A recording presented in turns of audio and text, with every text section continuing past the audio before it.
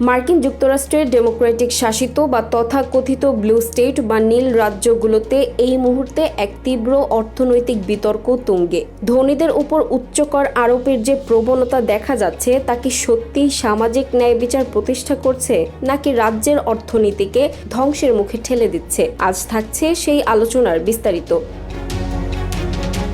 সম্প্রতি Washington, Illinois এবং ম্যাসাচুসেটসের মতো রাজ্যগুলোতে ধন কুবেরদের ওপর উচ্চ হারে আয়কর ও সারচার্জ বসানোর দাবি জোরালো হয়েছে।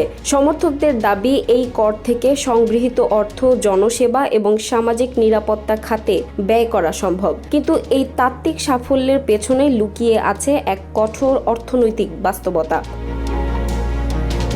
বিশ্লেষকদের মতে, উচ্চ করের ভয়ে অনেক ধনাঢ্য ব্যক্তি এবং কর্পোরেট প্রতিষ্ঠান তাদের ব্যবসা ও মূলধন নিয়ে টেক্সাস, ফ্লোরিডা বা টেনেসির মতো কর মুক্ত অঙ্গরাজ্যগুলোতে চলে যাচ্ছে।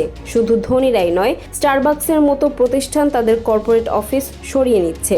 এর ফলে যে ব্রেইন ড্রেন বা মেধাবী ও তরুণ প্রজন্মের অভিবাসনের হার বেড়েছে তা সংশ্লিষ্ট রাজ্যগুলোর দীর্ঘমেয়াদী ভবিষ্যতের জন্য বড় অশনি সংকেত। কারণ কর বাড়ালে রাজস্ব সাময়িকভাবে বাড়লেও দীর্ঘমেয়াদে তা কর্মসংস্থানের সুযোগ কমিয়ে দেয় এবং ব্যবসা বাণিজ্যের পরিবেশকে কঠিন করে তোলে।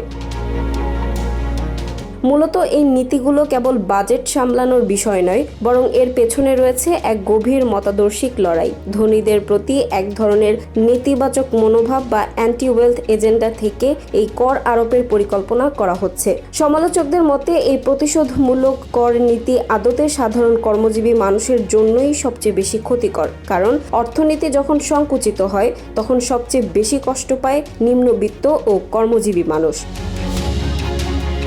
এখন প্রশ্ন উঠছে, উচ্চ করের এই পথ কি সত্যিই সাধারণ মানুষের জীবনযাত্রার মান বাড়াচ্ছে, নাকি তাদের দারিদ্র্যের দিকে ঠেলে দিচ্ছে?